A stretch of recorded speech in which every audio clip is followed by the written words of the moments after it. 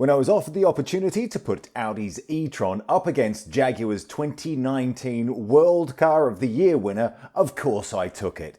Obviously, I have a heavy bias towards this one because this is our car. As you can tell, if you look around for things like McDonald's wrappers and our own personal protection equipment, etc. But living with this as a family vehicle has proven once and for all to us that living with an electric vehicle is totally viable. It's got a WLTP range of 292 miles, but in the real world, even in the depths of winter, I'm comfortably still getting 220 miles of range out of it.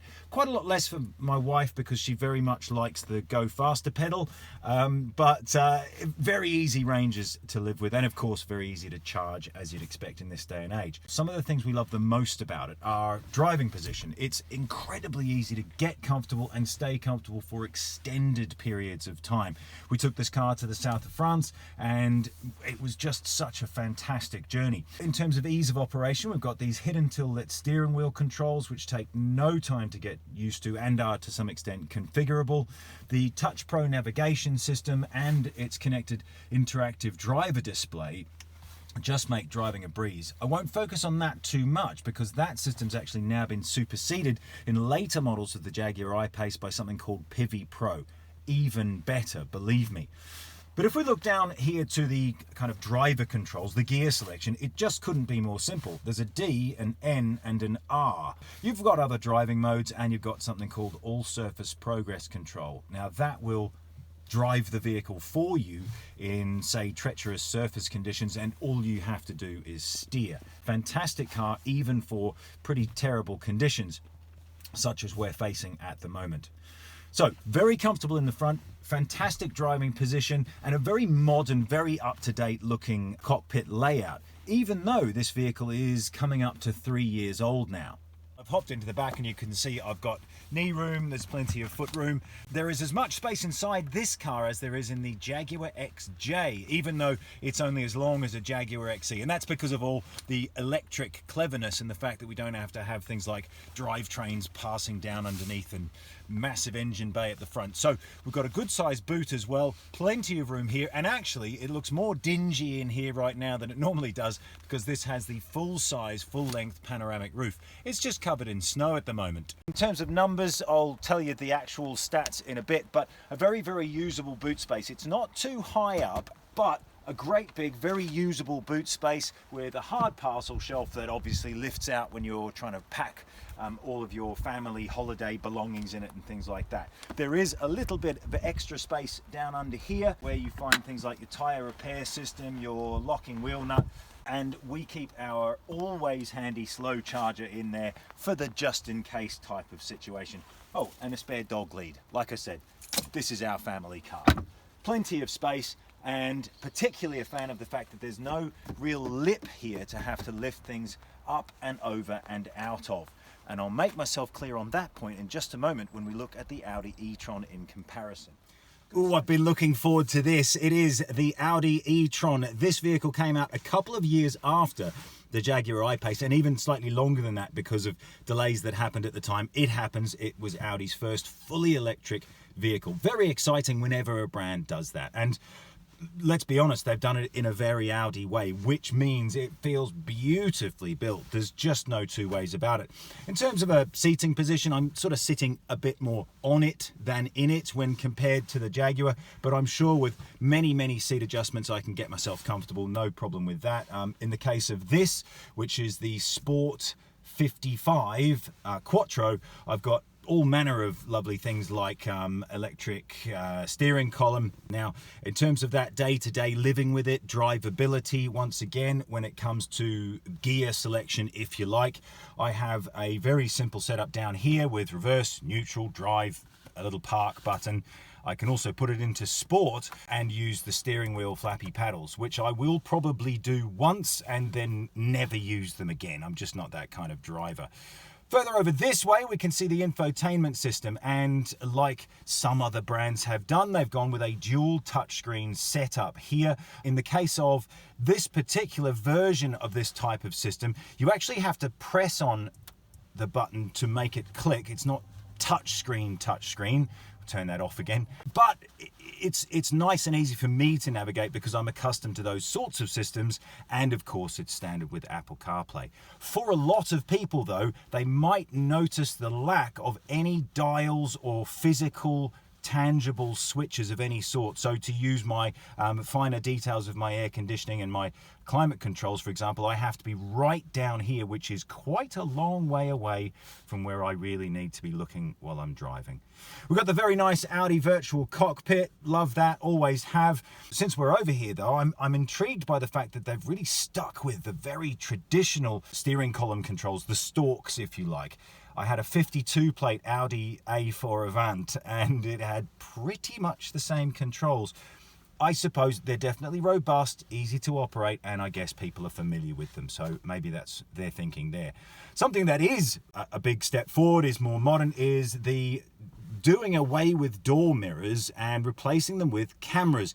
And that gives us, if we can bring it down here, that gives us this view just here in my door panel. So you can see there's my hand. Ooh, it's nice clear resolution. I can alter the brightness. Also, while I'm driving along, if a vehicle is in my blind spot, I get a yellow surround just here, so that's blind spot monitor as well. Very clear, very easy to see. I have yet to work out why that's way better than just having a mirror. You know, we've got some more time with the vehicle, so maybe that will come over time. So driving position, absolutely fine. Sense of quality, no question about it. Sense of value, yes, it is, if you work it out, about £4,000 more than the Jaguar as you go up through the range. And, you know, people do expect to pay a lot for an Audi, particularly a very high-end Audi. Are you getting your value for money? It depends what you need. In terms of range, we've got a full charge here and it's showing 190 miles, whereas the Jaguar, even in very cold weather, never shows less than 208, 212 miles, and that's at worst in our experience. It may be that with some more driving history we can get that range up a little bit. And also worth mentioning, it's on 21-inch wheels, which, as we all know, does cost, pick a number, 25 miles on the overall range by adding an extra inch to the wheel diameter. So in terms of range, on paper it's definitely down. WLTP maximum 253 versus Jaguar WLTP maximum 292. In the real world, like I've said, we've only had a few days with it, but we are seeing a definite sort of drop on range overall compared to the Jaguar I-PACE. Is that your priority, or will in the region of 190 miles be enough? Maybe you don't have to worry about it. In terms of day-to-day charging, Audi have come up with something that I am really impressed with. It's such a clever idea and really would impact on your, again, day-to-day living with an electric vehicle. I'll show you that once we get to the outside of the car. For now, one of the important things in an SUV is, what's the rear space like? So let's have a look. I've probably got, what, an extra centimetre or two of knee room. There is actually a little bit more space for my feet. Again, I'm not 100% sure I've got the seating positions exactly the same, but it is quite a lot bigger in terms of its overall size, so I'd expect there to be a little bit more space back here, which is fine. In terms of catering for me while I'm here, I've got a door pocket, I've got a seat back pocket, and I've got a little pocket thing here. I don't have climate controls. This isn't the top of the range. I wouldn't necessarily expect to have everything. I do have a center armrest. I've got a 40-20-40 split fold rear seat. I'm not quite sure what this bit's for. It seems to just be a bit of plastic, but I have got a little spot here. I've had 2 Audi estates in the past and nothing has ever gone in there. I still don't really know what it's for. Pencils, maybe? Crayons? I don't know. Anyway, it's a comfortable spot and it's quite bright because we've got this big panoramic roof in the vehicle, and that is an opening panoramic roof, which is a nice feature and a feature not available in the Jaguar I-PACE. So it's another one of those things. It depends what's important to you. If boot space is important... The boot, all right, I've done this very scientifically. You've got that much higher in terms of an entry lip, if you like, and as I mentioned in the Jaguar, there's no lip, which allows for easy loading in and out, which is great. This does have a lip of, again, scientifically, that much.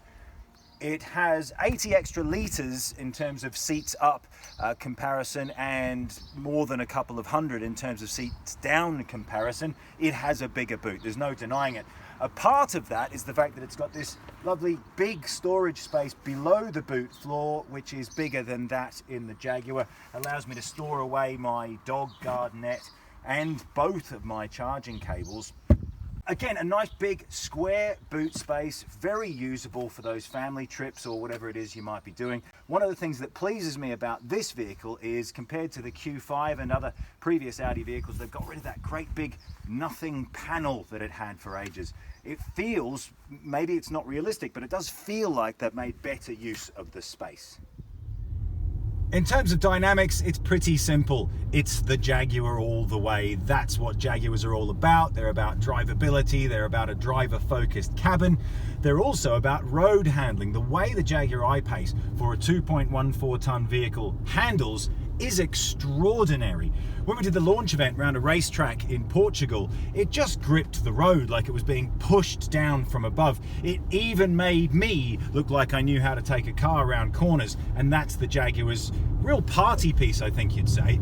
That's not what this vehicle's for, okay? It does feel those extra 300 kilograms, you can absolutely feel it, but it feels very planted on the road, it feels comfortable, it feels confident, even around these twisty bends. I'm just slowing down for one that's completely blind coming around here. So if you're looking for just pure refinement, as you'd expect, a big Audi SUV does offer that. If you want 0 to 60 time, the Jaguar is far superior, almost a full 2 seconds faster 0 to 60.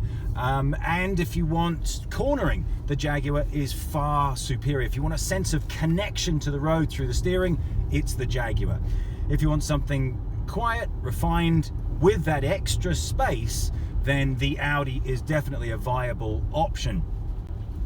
I need to go back as well and revisit something I was saying earlier about these camera door mirrors, if you like, because I gave you my opinion. I don't really see the point. But then I spoke to a 12-year-old boy and an 18-year-old. He's the one holding the camera, and they think that these might be the coolest thing ever created by the hands of man. So we do have to bear that in mind, the awesomeness factor. Just to balance that out, that same 18-year-old said, do you think we should have Bluetooth seat belts? So I'm not sure we're dealing with a full deck there. But we have to take into account the cool factor on those door mirrors. There's no question they're a little bit Iron Man. I wanted to talk to you about charging. Obviously a huge priority when it comes to purchasing or deciding on an electric vehicle. If you come in a little closer, I will show you the charging solution, which is here on the driver's side of the Audi e-tron. You've got your Type 2 connector, which allows you to use a home wall box, which allows you to use the majority of the public charging network for what's called fast charging. And then down here, we've got the other part of a combo plug, or a CCS plug. So that is the great big plug that allows for DC charging at the sort of the majority of the maximums around the UK network are 150 kilowatts. So that's great. And I also, of course, very much like the electrified door. You just got to love something like that, haven't you? But if we come around to this side of the vehicle, follow me around. One of the things you have to live with when you're driving an electric vehicle and planning to charge it is, how am I going to fit it in? I've got generally a 5-meter cable. If I back it in, will that be long enough? What if somebody in a diesel car is parked halfway over the charging parking space? Am I going to have enough length? What a great idea. Let's have a charging solution on both sides. Here we have only a Type 2, but having a charging solution on both sides just gets rid of some of those worries. And what you don't want when you're driving an electric vehicle is worries about charging. Clever. And so to my verdict, for what it's worth. For now, my verdict has to give the win to the Jaguar I-PACE. It doesn't just win because that's where my heart is. It wins because of its sleek lines, of its incredible drivability, of its overall electric vehicle range, off-the-line performance, and to put it simply, its soul.